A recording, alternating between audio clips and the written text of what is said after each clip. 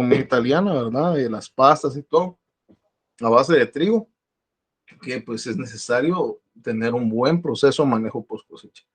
Tomando en cuenta, recuerden que estuvimos hablando también que si se le da un mal manejo a este tipo de cultivos, perdón, ¿qué sucede? Hay presencia de algunos patógenos, ¿verdad? En este caso mencionamos agentes causales de enfermedades, como son las micotoxinas, ¿verdad? Que pues por una lesión que puede causar un insecto, ellos se ingresan y dejan esas toxinas dentro del cultivo y pues nos los terminamos consumiendo, ¿verdad? Entonces, eso provoca daños irreversibles en muchos casos, ¿verdad? Por ejemplo, la presencia de algunos cánceres son provocados a consecuencia de las microtoxinas, ¿verdad? Microtoxinas que tienen algunos productos, entonces es relevante la situación del manejo post cosecha. Bueno, mi nombre es Efraín Calderón, soy ingeniero agrónomo. Estamos en nuestra quinta semana del curso de manejo post cosecha. Comencemos. ¿Qué objetivos tenemos de clase? Bueno, como objetivo general va a ser mostrar factores biológicos que afecten la post cosecha. En este caso, como les digo, más que todo enfatizar en factores que provocan o afectan directamente el cultivo, ¿verdad? En este caso vamos a estar enfatizando más que todo en patógenos, en este caso insectos, que causan un daño sobre los granos precisamente. Y vamos a entender la diferencia entre plagas primarias y secundarias. Bueno, como objetivo específico, tenemos mostrar insectos que puedan causar daño a los productos agrícolas en su fase post cosecha. Y segundo objetivo específico, explicar y ejemplificar insectos primarios y secundarios. Bueno, entonces, comencemos con dar un breve análisis a lo que nos referimos nosotros cuando decimos insectos primarios o secundarios. En este caso decimos los insectos que atacan los granos almacenados se dividen en primario y secundario. Los insectos primarios, ¿cuáles son? Bueno, los insectos primarios tienen la capacidad de atacar los granos enteros y sanos, ¿verdad? Digamos, este insecto sí directamente me va a afectar, me va a causar daño específicamente a mis granos, ¿verdad? Los insectos primarios tienen la capacidad de atacar los granos enteros y sanos. Ahora, algunos insectos que pertenecen a este grupo pasan sus etapas inmaduras en el interior del grano. ¿Qué quiere decir esto? Que el insecto, ¿qué fue lo que hizo? Bueno, el insecto abrió un agujero dentro del grano, en este caso, ¿verdad? La semilla. ¿Y qué hizo? Opositó un huevo, ¿verdad? Además de que lo lesionó abriéndole un agujero con su tipo de boca. Ahí no solo hizo el daño, y sino que también metió un huevo o varios huevos. ¿Qué pasa con dichos huevos? Dichos huevos están fértiles, por ende van a eclosionar, van a nacer. Entonces, cuando nacen, entran en una etapa donde ellos son unas larvitas, ¿verdad? Unos gusanitos, como les decimos nosotros. ¿Y qué es lo primero que hacen? Bueno, se empiezan a alimentar. Además de que se comen la parte interna, el germen del grano, pues tiende a comerse también en la parte del corazón, ¿verdad? Entonces, ¿qué hace? Directamente va a dañar el grano como tal, ¿verdad? Ya es infértil, ya no tiene mayor concentración de alimento ni nada. De una vez lo afecta. Dice, eso pasa en sus etapas inmaduras en el interior del grano y solo los adultos pueden ser observados en la superficie. Entonces tenemos esa limitante. Está hablando Rafael.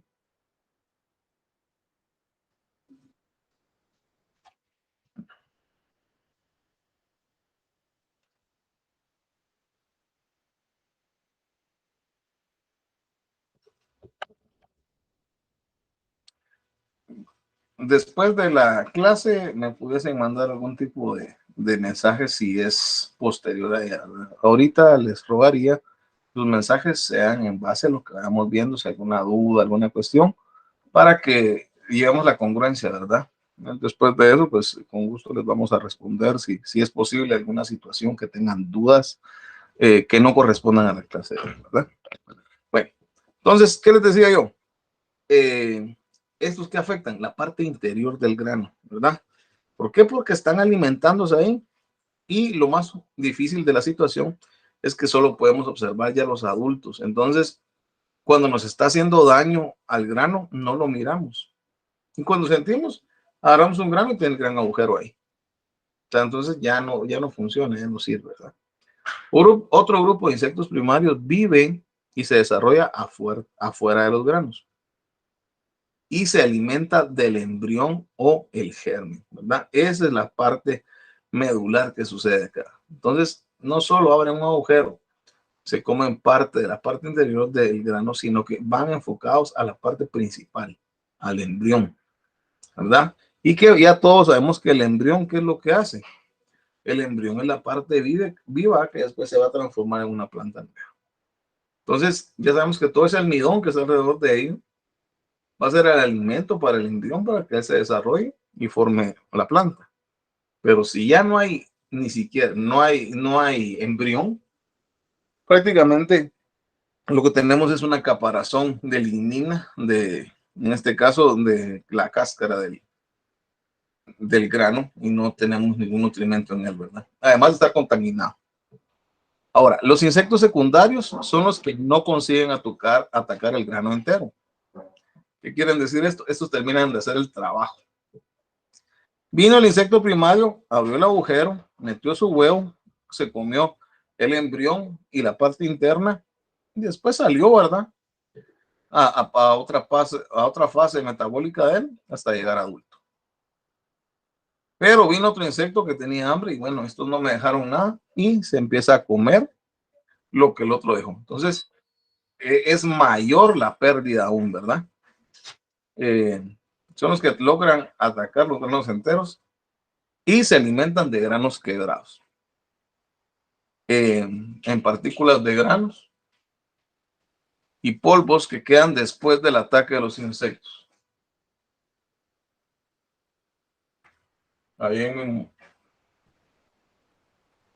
Bueno, veamos ahora algunos ejemplos de insectos primarios.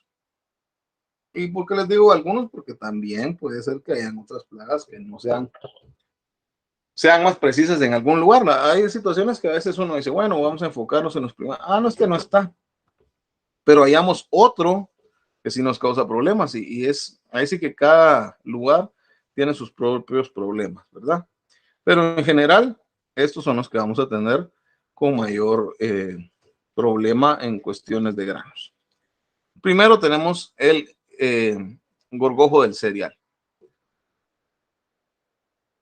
Su nombre científico es Phytophilus granarius. Es el que vemos aquí en la imagen. El Phytophilus granarius, podemos ver cómo su aparato bucal, bien distinguidas estas sus antenas, ¿verdad? ¿Sí? Y si miramos su caparazón es de color café oscuro. El problema es el tamaño, de 3 a 4 milímetros. Estos son pequeños, ¿verdad? ¿Cómo se distingue? Él no puede volar. Entonces generalmente va a andar caminando por todo eso. Su alimento principal, ¿cuál es? El trigo, el arroz, el maíz u otros cereales. Entonces de ahí viene el nombre granarius, Phytophilus granarius. Se alimenta, si nos damos cuenta, de los granos básicos esenciales de la alimentación mundial. Trigo, arroz y maíz. Además de otros cereales, también tiene la capacidad de comérselos.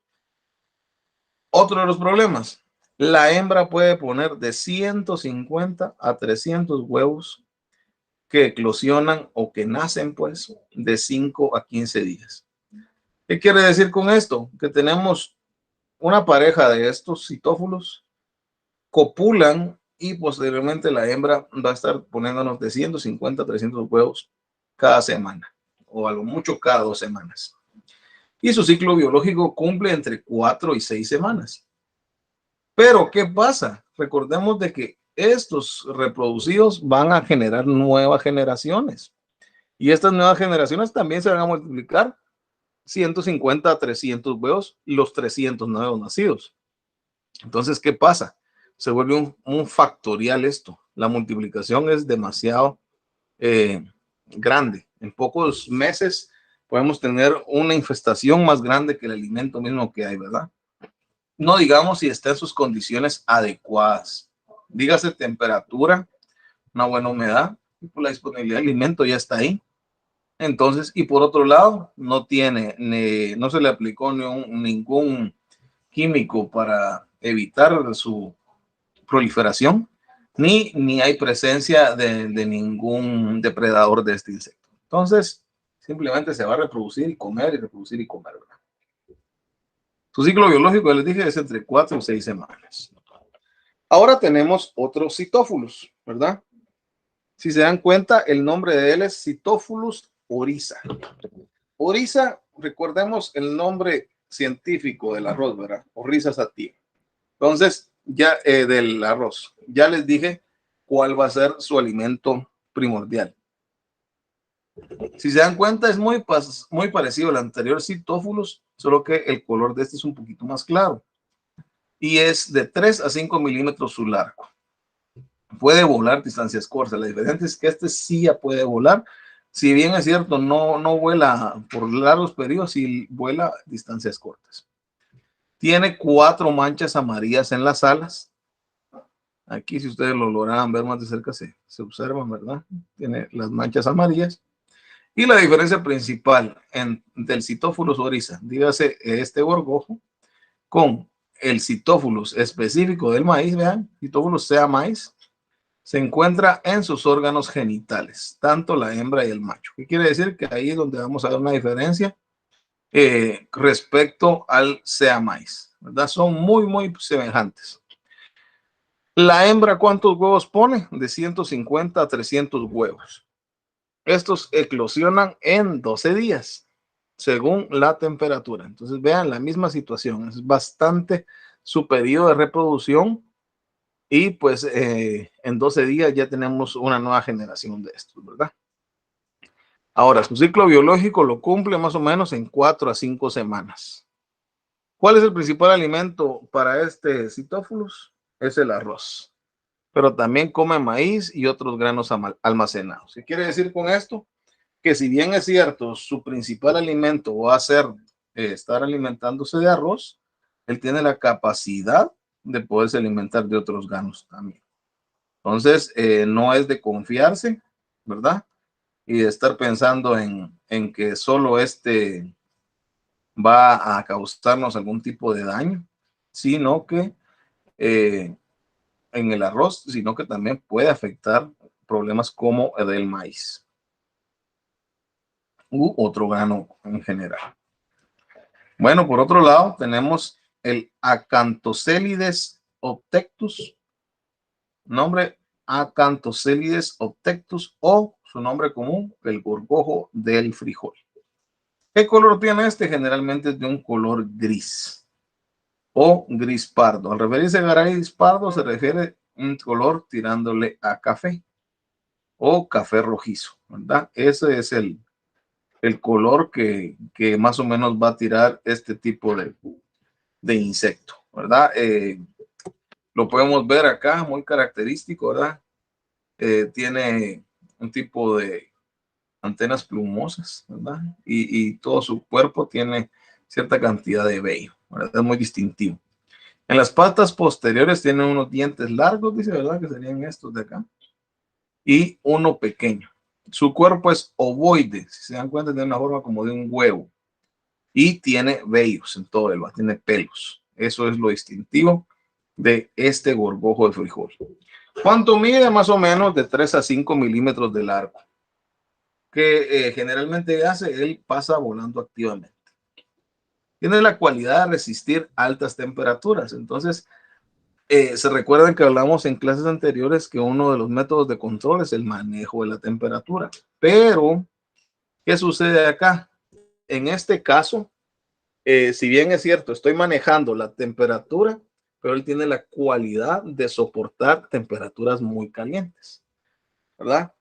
Y habíamos dicho que en algunos casos hay insectos que a los 35, 37 grados centígrados tienden a morir. Este logra soportar altas temperaturas y por eso es de que a veces es bastante común que él sobreviva en climas muy cálidos como el área de Zacapa, Chiquimula en Guatemala, ¿verdad?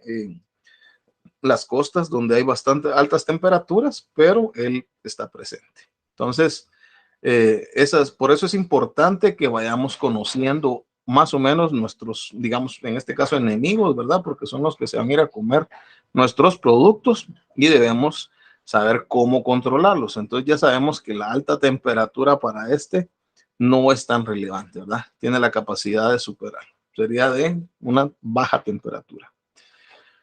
¿Qué otro problema causa? Afecta también la arveja, ¿verdad? Sí. Tiene la situación que, por ejemplo, aquí en Guatemala hay lugares donde tienen alta producción de arveja, generalmente para la exportación.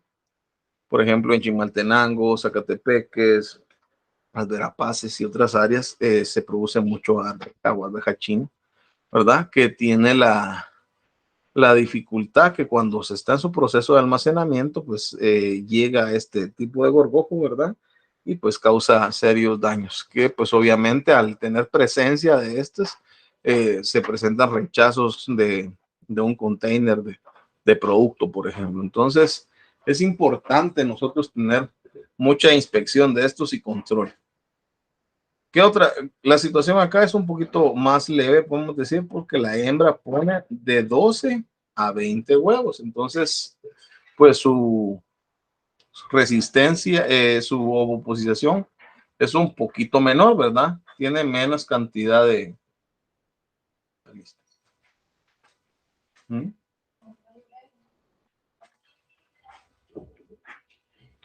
La hembra pone de 12 a 20 huevos más o menos. Entonces, esto depende de las condiciones del medio.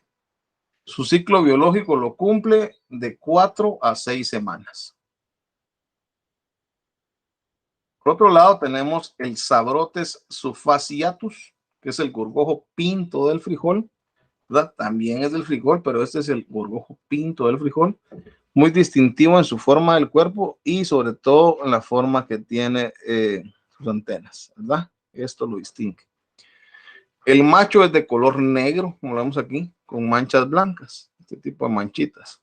Y la hembra es de color pardo, dígase color café, y más grande que el macho, ¿verdad? Este gorgojo pinto del frijol, pues la hembra es mayor que él, ¿verdad? Y eso sucede muchas veces en los animales. Mide de 2 a 3 milímetros de largo, ¿verdad? Es bastante pequeño. Ahora, la hembra tiene la cualidad de poner hasta 60, 80 huevos, de 2 a 30 horas después de la cópula, ¿verdad? O sea, después de haber copulado, al día siguiente pudiese estar con ella ovopositando más o menos 60 u 80 huevos. Se alimenta de frijol específicamente, ¿verdad? Su alimento específico es el frijol, pero también puede atacar la soya y otros cereales, ¿verdad? Pero preferentemente que hubiese frijol. Por otro lado, tenemos en este caso el Rhizoferta dominica, o llamado barrenador o taladrador menor de los granos, y es conocido también como barrenillo o taladrillo de los granos. Este es de color café oscuro o negruzco, ¿verdad? Esa es su cualidad, es bastante oscuro su pigmentación. Él mide más o menos de 2 a 3 milímetros de largo y tiene una forma cilíndrica. Su cabeza es grande, inclinada hacia abajo. ¿Qué tiene esto de distintivo? Si se dan cuenta, su cuerpo, si bien es cierto, es pequeñito, va de 2 a 3 milímetros, algo bien pequeño aquí porque tiene una gran ampliación. Pero vean su cuerpo como que fuera una pastilla más o menos, ¿verdad? Bien cilíndrico, ¿verdad? Hasta la forma acá que tiene, sus acabados, ¿verdad? Su cabeza es toda esta, pero si la viéramos del lado frontal, tiene la cabeza metida hacia abajo, ¿verdad? Entonces, ese es un distintivo de ella. Y por otro lado, el tipo de antenas, ¿ven? Estas antenas que él tiene son bien distintivas. Tiene una cabeza grande inclinada hacia abajo, por eso dice dientes en el margen anterior de las mandíbulas. Eso es bastante delicado en la situación de él porque tiene ciertas cualidades. Y una de ellas es que son capaces de cortar madera. Son buenos voladores y atacan los cereales aún con cáscara, arroz o trigo. Por otro lado, también atacan algunas leguminosas como el maní. En nuestro caso, la manía, ¿verdad? Ese es nuestro nombre que le conocemos, ¿verdad? Y también el frijol y la soya.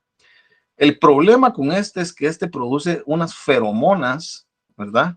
En su cuerpo, él mismo las exuda que pueden causar cáncer en los humanos. Perdón. Entonces, la hembra tiene la cualidad de poner de 100 a 400 huevos.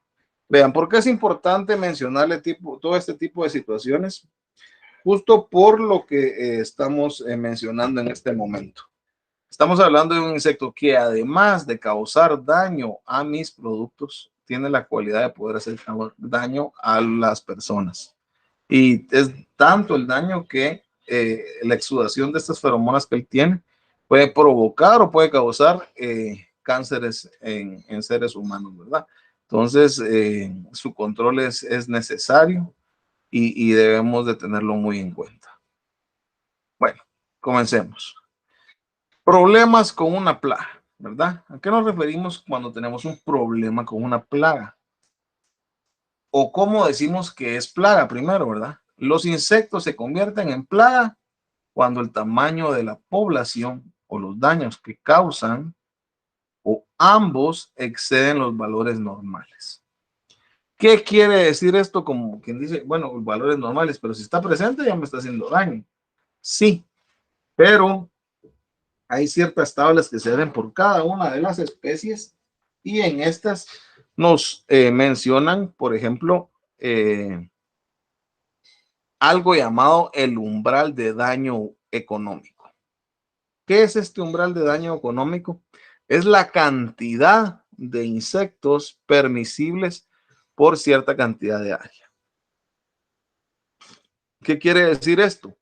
Que si logramos mantener a esa cantidad el cultivo con la población, tenemos un gran porcentaje de probabilidad de éxito, ¿verdad?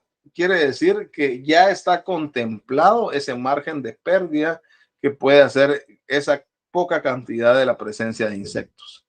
Ahora bien, cuando el insecto pasa de esa cantidad, el nivel de daño económico, ahí sí ya es donde nosotros debemos de realizar enmienda lo más pronto posible, ¿verdad? Pero haciéndolo de una manera sistémica, adecuada y a tiempo, no sería necesario porque nosotros estaríamos tomando en cuenta que ya ese producto está en un tiempo adecuado, ¿verdad? ¿Qué quiere decir esto? Que no sobrepasó la cantidad de insectos, entonces el daño va a ser mínimo. Está ya contemplado en mi porcentaje o mi margen de pérdida, ¿verdad? Entonces, no hay pérdida como tal, sino que es una cierta cantidad, pero no hizo mayor daño, ¿verdad? Entonces, ya cuando excede de esto, sí debemos haber hecho enmiendas nosotros. Idealmente, nuestro control debe ser preventivo, ¿verdad? Causan, ambos exceden valores normales. A estos límites se le conoce como umbral de daño económico, ¿verdad? Y que constituye una amenaza para las cosechas y un riesgo para la inversión del agricultor. Las plagas son capaces de infestar el maíz en cualquiera de las etapas de desarrollo y durante el almacenamiento. Atacan cualquier parte de la planta, incluso el grano, y se les asocia a enfermedades y otros riesgos sanitarios, como la presencia de hongos y tecnado. El maíz almacenado es una fuente ideal de alimentos para los insectos, que están adaptados a situaciones de confinamiento. ¿Qué es lo que me está diciendo aquí? Que bueno, nosotros decimos, yo ya tengo aquí mi cultivo y lo engraneré y ya ahí ya se murió la flor. No, porque posiblemente en el mismo silo donde yo lo voy a colocar pueden haber huevos de insecto, o o lo que pasa generalmente, yo ya llevo algún grano infectado con este. Entonces, en su avance genético de estas plagas han llegado a tener cierta tolerancia a estar encerrados. Por ende, si bien es cierto que esté encerrado y está a oscuras, él tiene la capacidad de sobrevivir a esto, tanto de comer del alimento que está ahí como de reproducirse. Entonces, es ahí donde nos causa serios problemas, ¿verdad? Eh, por eso dice que el maíz almacenado es una fuente ideal de alimentos para los insectos. ¿Por qué? Porque estos insectos ya están adaptados a poder comer a oscuras y encerrados, ¿verdad? Que no les va a afectar. Ahora bien, si yo hice una previa desinfección, perdón, o un manejo de control, pues obviamente no van a hacer ciertos factores de daño. Posiblemente hagan daño solo de donde ellos venían, ¿verdad? En el caso del maíz, las plagas de almacén causan pérdidas de rendimiento, disminución del valor comercial, pérdidas de calidad en el grano y del valor nutritivo del mismo. Esto de manera directa reduce los ingresos del agricultor y su familia. Por otro lado, pone en riesgo su seguridad alimentaria. Esto es importante que lo tengamos nosotros bien visto, ¿verdad? Pueden causar pérdidas de rendimiento en gran parte. También el mal manejo o el uso mal adecuado va a tener una disminución en su valor comercial. Obviamente ya no les van a comprar como un producto de primera calidad, sino que de tercera, ¿verdad? ¿Por qué? Porque hubieron pérdidas de calidad en el grano y del valor nutritivo del mismo. Esto de manera directa reduce los ingresos del agricultor y su familia y por otro lado pone en riesgo su seguridad alimentaria. Entonces de esto nos surge otra pregunta. ¿Cómo es una plaga de insectos entonces? Los insectos pueden tener distintos e importantes estados de desarrollo. Dependiendo del tipo de metamorfosis que éste tenga, ¿verdad? Puede decidirse que los principales estados son huevo, larva o ninfa y pupa o crisálida, ¿verdad? Entonces aquí podemos ver los estados generales del desarrollo de los insectos, donde está huevo, larva, ¿verdad? Después tenemos una pupa y una en edad adulta, ¿verdad? Entonces tuvo sus diferentes fases metabólicas, siendo una metamorfosis completa, por ejemplo, de las mariposas, ¿verdad? Que tienen este tipo de características. Bueno, esto nos viene a mostrar o a preguntarle cuáles son las plagas más importantes entonces, ¿verdad? El grupo de las palomías, por ejemplo. En esto tenemos el gusano elotero, el gusano cogollero, los barrenadores y la palomía de almacén. Y por otro lado tenemos los escarabajos, ¿verdad? Los gusanos de raíz y de alambre, gallinas ciegas, gorgojos y barrenadores del grano. Son algunos de los insectos más importantes y que más daños causan al maíz. Estas plagas atacan los cultivos durante el desarrollo de la planta o durante el almacenamiento, ¿verdad? Esto es lo que tenemos como base importante en esto, ¿verdad? Ya mencionamos algún tipo de insectos generalmente que afectan en la etapa pre cosecha, ¿verdad? Y otros pues ya van a atacar en el tiempo post cosecha. Por eso dice, estas plagas atacan el cultivo durante el desarrollo de la planta o durante su almacenamiento. Entonces, ¿cómo puedo controlar la plaga? En este caso vamos a poner en base a una guía que encontramos de la Universidad de México, ¿verdad? Se hacen recomendaciones específicas y generales de medidas de control para cada plaga, las cuales son generales. Según los estudios que ha hecho los últimos 2 años la unidad de entomología de la universidad, En cuanto al control, esto puede ser de tipo biológico, ¿verdad? Que es la tendencia más relevante ahora, ¿verdad? El control biológico como una principal enmienda ante la presencia de plagas, ¿verdad? Usualmente denominado parasitoides o insectos benéficos. Cultural, pues ya son prácticas ancestrales de agricultores que aplican en forma ordinaria. O por otra situación, el control químico, ¿verdad? Es la aplicación de químicos sintéticos y las fumigaciones principales. Asimismo, se dan ejemplos variados de maíz con resistencia, ¿verdad? Es otra situación. Puede ser de que yo tenga un maíz que tenga resistencia A, ¿verdad? Entonces digo yo, bueno, este tiene resistencia. Ups, pero ahí se vuelve la luz.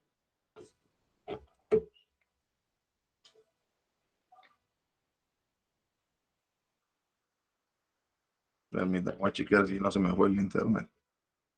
No voy a poner el teléfono.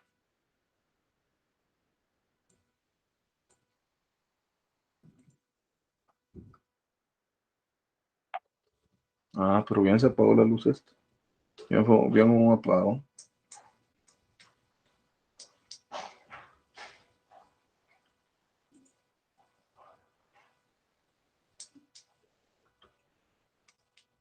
Ahí está. Se había tenido este apagón fuerte. Perdón. Entonces, vamos a continuar con la presentación. Van a disculpar ustedes.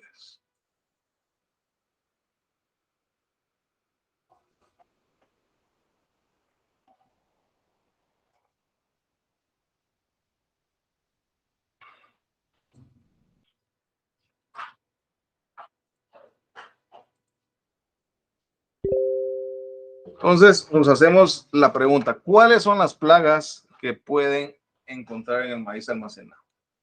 Las plagas de insectos varían de acuerdo con la región, la estación del año y el sistema y el periodo de almacenamiento. Por ejemplo, se consideran plagas primarias aquellos insectos que atacan el grano íntegro, ¿verdad? Digamos ya lo que platicamos anteriormente, que van a atacar directamente al grano,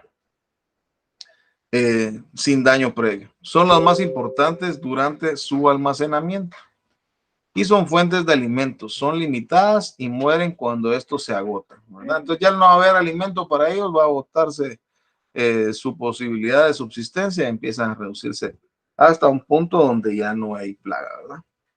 Ese se agota cuando la población alcanza altos niveles. Los insectos de esta clase pueden sobrevivir en residuos de grano dentro de la estructura de almacenamiento.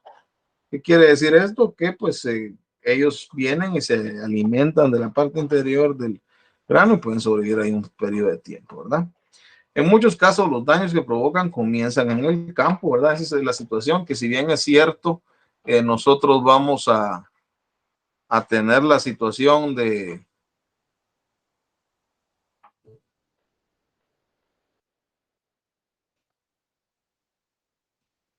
que, perdón,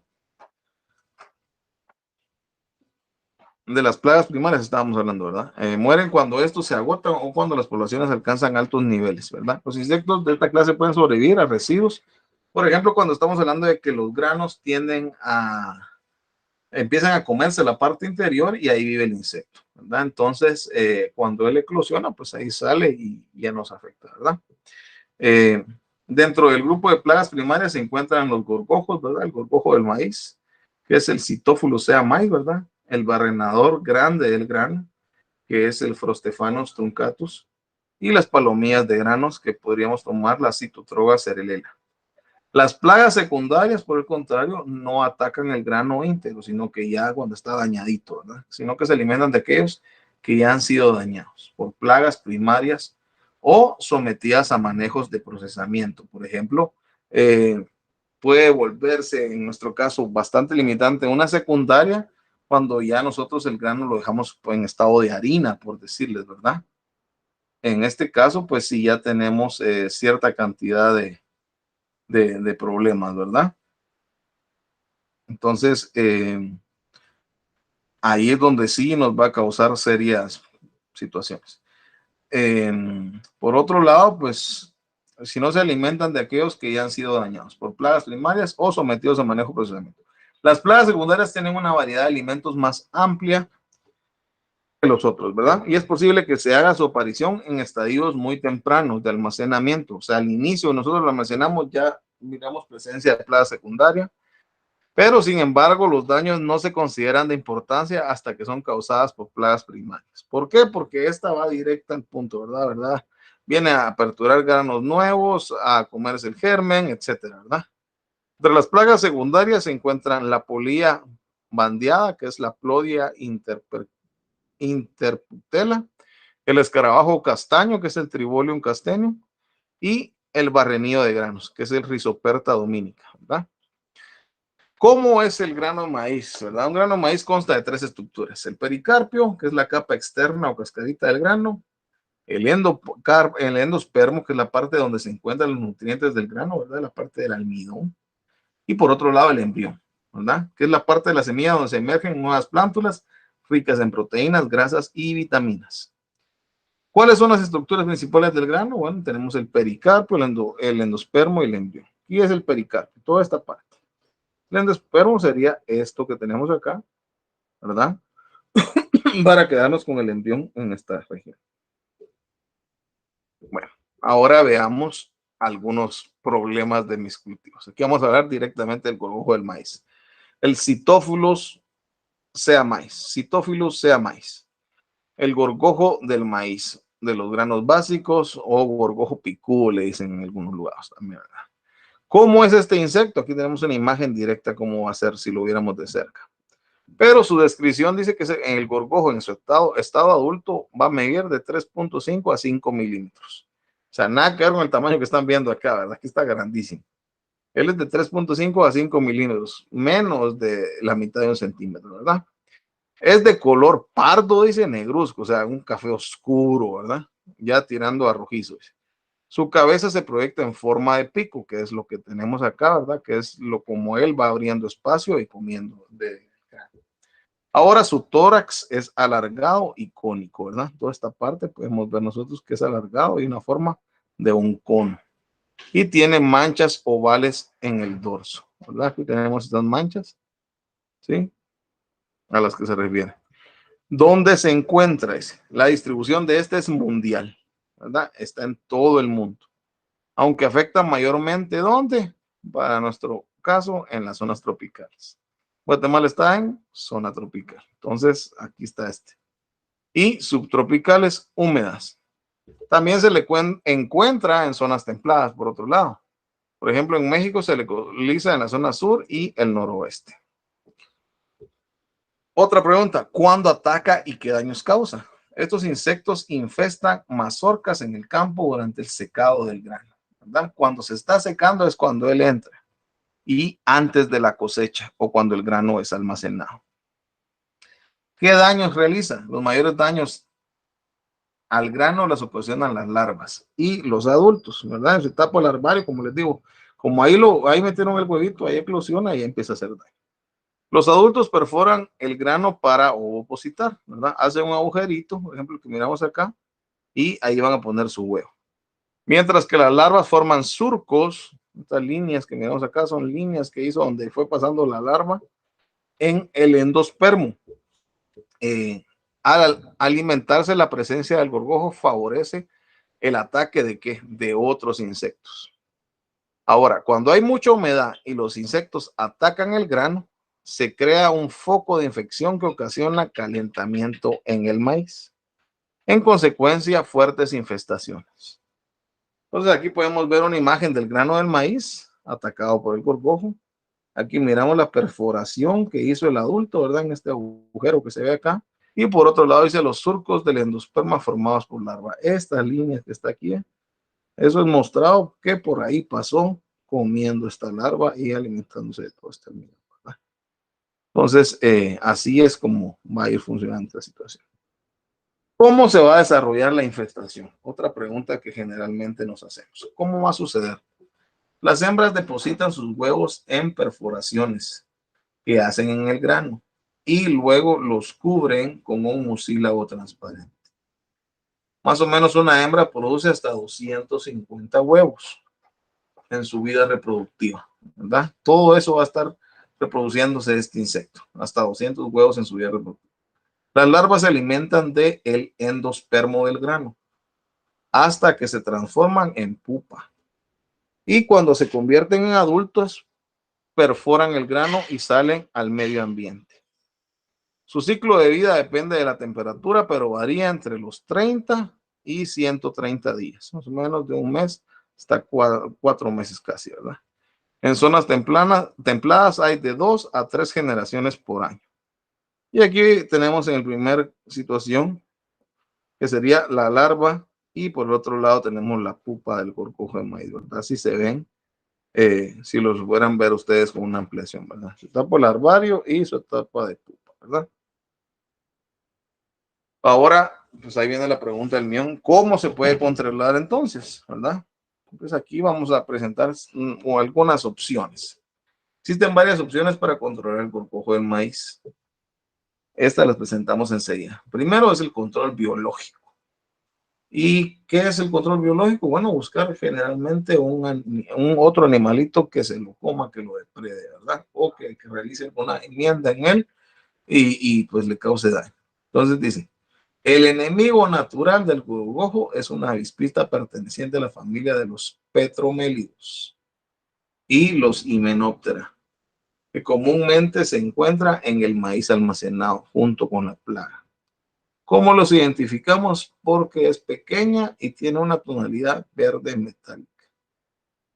Estas avispas no deben eliminarse. Ese es el método de control biológico más común y pues favorable, porque es un depredador que ataca directamente a la plaga, ¿verdad? Es su depredador como tal. Las avispitas actúan de la siguiente manera. Primero localizan la galería que forma la larva del gorgojo y después introduce su opositor en el pericardio. Coloca un huevecillo muy cerca de la larva del gorgojo, este eclosiona y se ancla al hospedante, ¿verdad? Entonces la larva de avispa se desarrolla a expensas de su hospedero. Por último, la avispita emerge después de 14 días y la larva de gorgojo muere. Aquí podemos ver ambas situaciones. En la primera, pues la larva de Cytophilosea maíz y en A, en los serianos parásitos de larva de calandre, ¿verdad? Y de calandre aislada. ¿Qué otra situación, cómo podemos manejarlo? Por ejemplo, utilizando prácticas tradicionales. En este caso, para el gorgojo del maíz se recomienda aplicar mezclas de agentes protectantes, como cuáles, la cal, ¿verdad? La tierra diatomea o tisatetamina, entre capa y capa de grano. O vaciar los agentes estos y mezclarlos con el grano. En pruebas de laboratorio y campo se ha demostrado que evitan el libre movimiento de los insectos, ya que las sustancias se adhieren a la cutícula causándoles serios daños y en algunos casos hasta la muerte. Por otro lado, se recomienda además el uso de las siguientes plantas como agentes repelentes.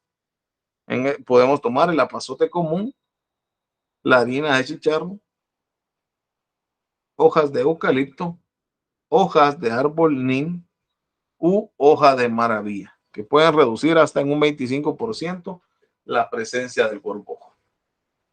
Ahora, para la preparación adecuada de estos agentes, así como detalles de los mismos, los vamos a ver ahora con el control químico. En casos de infestación importante, se recomienda fumigar con agentes como fosfuro de aluminio, llamada la fosfina. Por otro lado, pues el fotoxin, ¿verdad? Para su aplicación dirigida y segura, pues debemos nosotros tomar en cuenta que es un fumigante y pues debe de llevar todo el sistema de control, el operador como tal, para evitar esta situación, ¿verdad?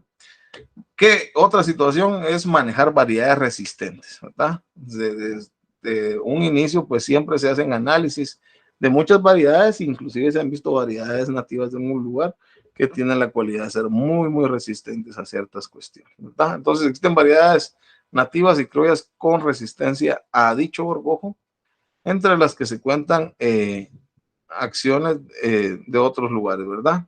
Y regiones del Caribe. Y aquí se pueden conseguir diferentes variedades de tolerancia. Bueno, ahora veamos con el picudo barrenador, que es el grande de los granos, barrenador del maíz, o llamado también gorgojo chato, y su nombre común, Prostephanos truncatus. Podemos ver, aquí tenemos una imagen de él. ¿Cómo es el insecto? El adulto se reconoce por la forma cilíndrica y alargada de su cuerpo, con terminación en cuadro. Mide de 3 a 4 milímetros. La longitud de este es de color café rojizo, café oscuro, con fino punteado. Tiene una característica peculiar, es que en su protórax cubre la cabeza del insecto como si fuera una capucha, ¿verdad? Es toda esta parte, ¿verdad? Porque la cabeza de él está hacia abajo, así como agachadito, ¿verdad? Pero este tiene la cualidad que se vuelve como una caparazón para su cabeza.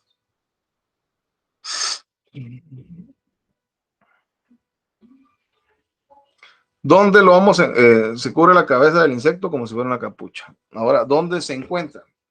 Los barrenadores se encuentran principalmente en las áreas de Norteamérica, Mesoamérica y América del Sur. Dígase, toda América, ¿verdad? Aunque también han logrado detectar en ciertas partes de África, por otro lado, ¿verdad?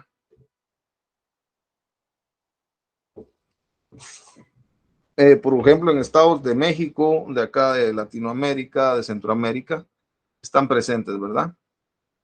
Son originarios de bosques, donde infestan diferentes tipos de madera, ¿verdad? Porque por su tipo de aparato bucal tiene la capacidad de morder madera. Con el venimiento de las prácticas para almacenar grano de estructuras de madera, los insectos se han desplazado a los almacenes de grano de maíz. Ahora, ¿cuándo ataca y qué daños causa? Los barrenadores voladores infestan tanto el grano almacenado como las mazorcas maduras en el campo o durante el secado del maíz. Pueden atravesar las cubiertas de la mazorca y taladrar el olote. La característica principal del ataque de este insecto es la gran cantidad de polvillo parecido a harina que los adultos producen al taladrar y alimentarse de los granos. Por otro lado, los granos dañados se identifican fácilmente porque están cubiertos de una película de polvillo.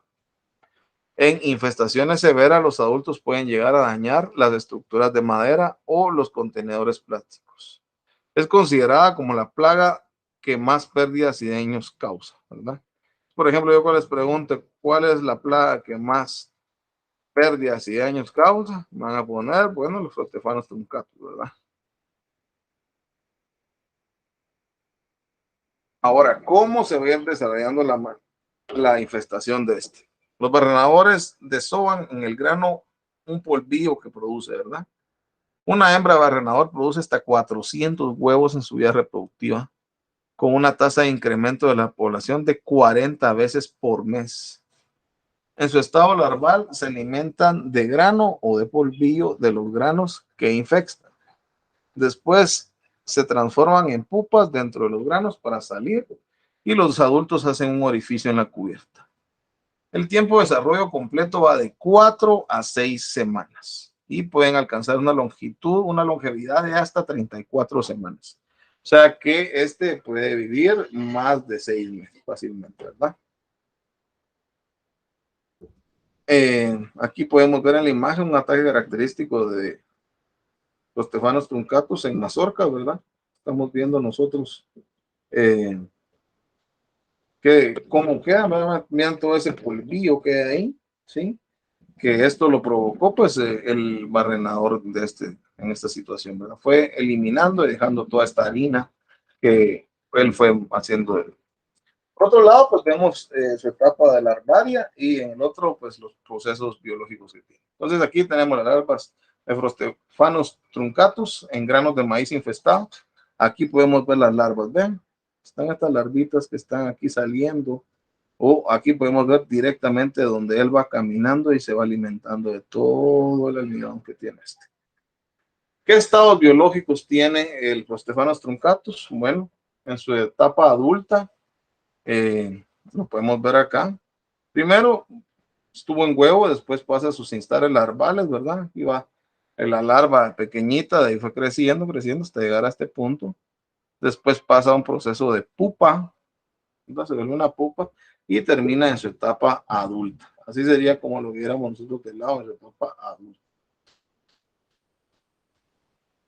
¿Qué tipo de control le podemos dar? Bueno, por ejemplo, el control biológico. El depredador natural del barrenador es el escarabajo Teretriosoma nigrescens. Es originario de América y se le puede identificar fácilmente por su color negro brillante y su gran movilidad.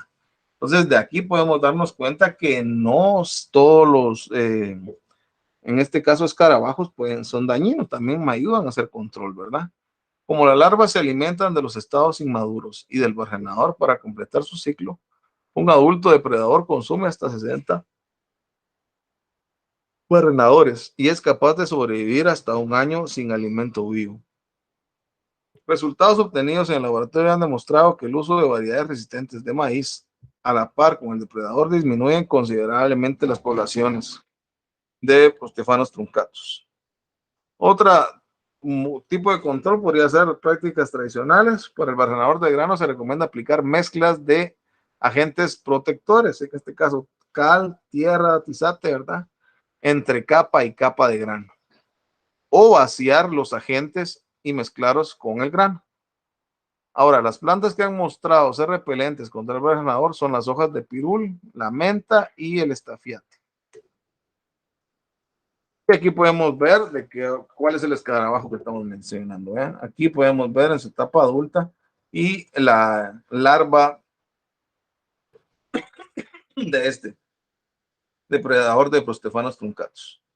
Entonces, ahora el control químico en casos de infestación importante se recomienda fumigar con una mezcla de un organofosforado a base de malatión, deodorizado o pirimifosmetil o piridetroides sintéticos como deltametrina.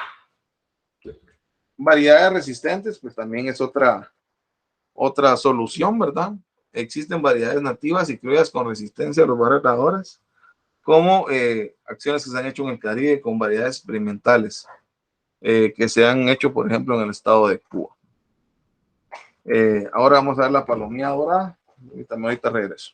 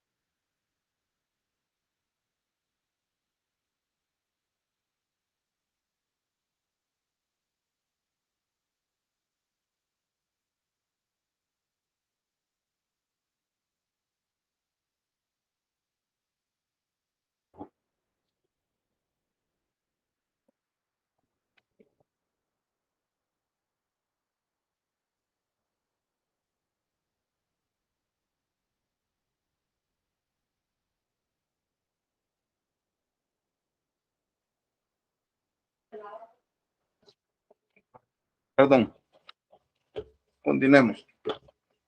Bueno, ahora la palomilla dorada del maíz, la Citotroga cerelela.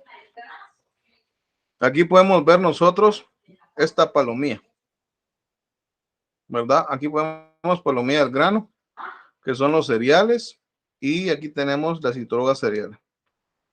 Podemos ver cómo es el insecto en sí. Son pequeñas palomillas de color amarillo a grisáceo y mide más o menos de 6 a 9 milímetros de longitud. Más o menos, ¿cuánto tiene de las alas? Va a tener una expansión alar más o menos de 13 a 19 milímetros. Sus alas anteriores son de color amarillento con puntos pequeños, ¿verdad? Como aquí lo observamos. Irregular. Las alas posteriores son más pequeñas y de color uniforme. Y ambas pares de alas tienen flecos de pelo en el margen distal. Entonces, así es como podríamos nosotros identificar en su etapa adulta la palomilla dorada que afecta directamente al maíz. ¿Dónde vamos a encontrar esta plaga? Este insecto es mundial. Se concentra en zonas tropicales y templadas. En este caso, pues, tenemos la situación de nuestra, ¿verdad? Que estamos en el trópico y directamente nos afecta. Se localiza en mayor proporción en las zonas centrales de nuestro país. También en el oriente, principalmente. ¿Cuándo ataca y qué daños causa? Estos insectos pueden infestar cultivos en el campo, aunque es más frecuente encontrarlos ya en el almacén. Ahí miramos esas palomillas, es bien común. Atacan todo tipo de cereales, ¿verdad? Y en especial cuando hay maíz y trigo, ¿verdad? Entonces ahí van a estar encontrando esas palomillas porque debemos de tener mucho cuidado. La presencia de palomillas se detecta fácilmente al mover las mazorcas o el grano almacenado. ¿Qué hacen? Las larvas perforan el grano y se alimentan de su interior también, como sucedía con los interiores larvas de los escarabajos mencionados. Y el daño que causan las mazorcas tiene una apariencia muy peculiar. Se asemeja a pequeñas ventanas de edificios. Y aquí los podemos observar nosotros, ¿ven? Más o menos por acá. Existen estos daños. Bueno, ahí podemos ver en la imagen daños típicos de esta palomilla, ¿verdad? En mazorcas de maíz.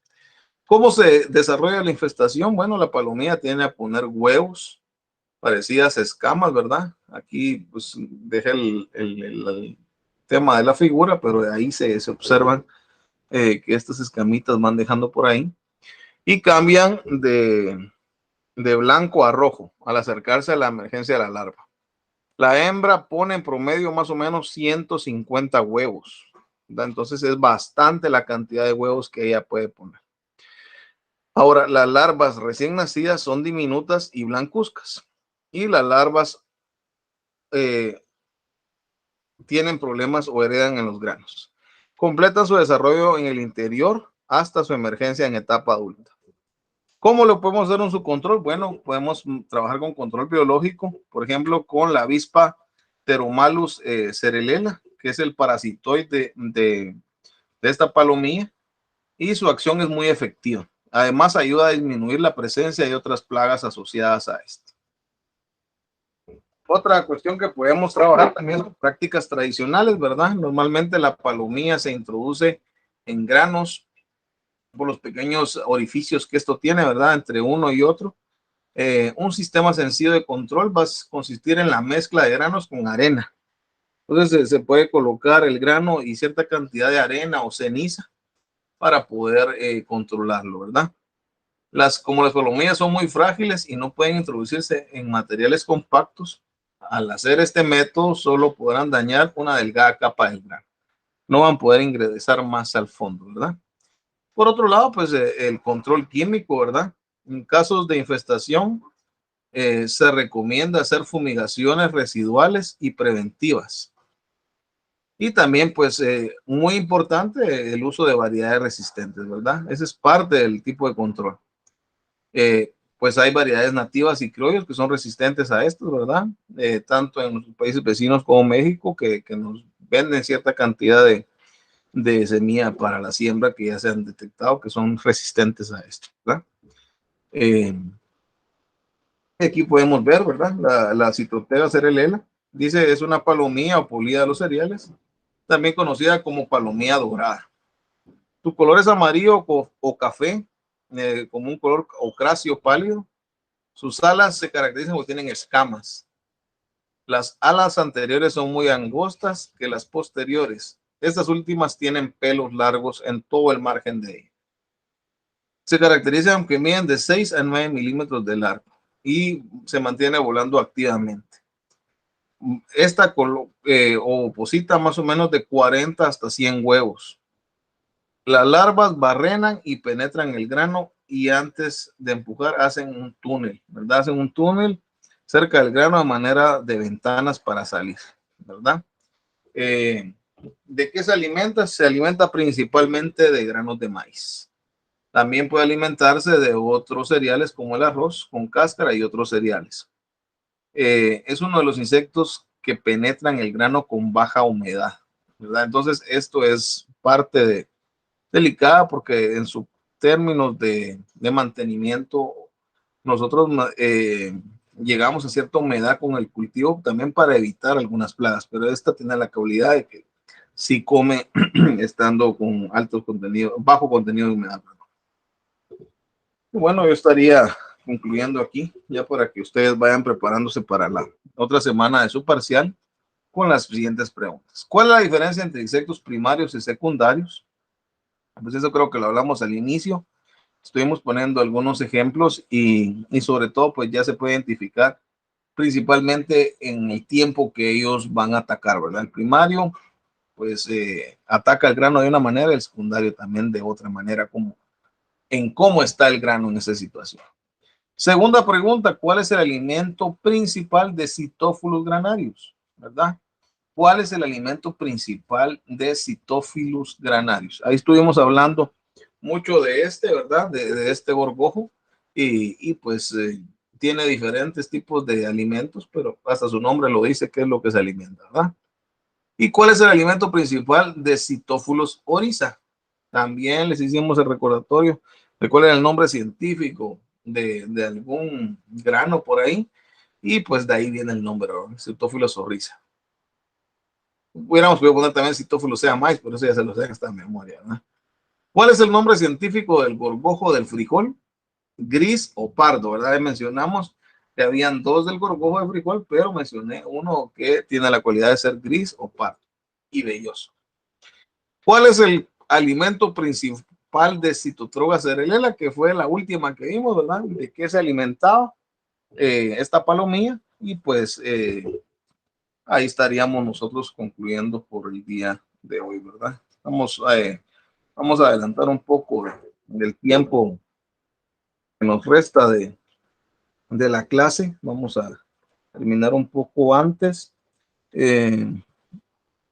Aquí donde estoy yo está lloviendo bastante fuerte, hay un poco de pérdida de señal. Espero que no sea así en general, ¿verdad? Posiblemente ustedes también están pasando la situación así y pues la idea es de que hayan tenido la mayoría del contenido que corresponde a la quinta clase, ¿verdad? Para que no vayan por ampliar tanto ahorita esta situación, van a perder algún tipo de información, sino que se trató de darle la manera más resumida y de que ustedes pudieran comprender de alguna manera. Entonces, como les repito, esto entra en su examen parcial de la otra semana, las primeras 5 clases, de la 1 a la 5, y pues es la otra semana su parcial.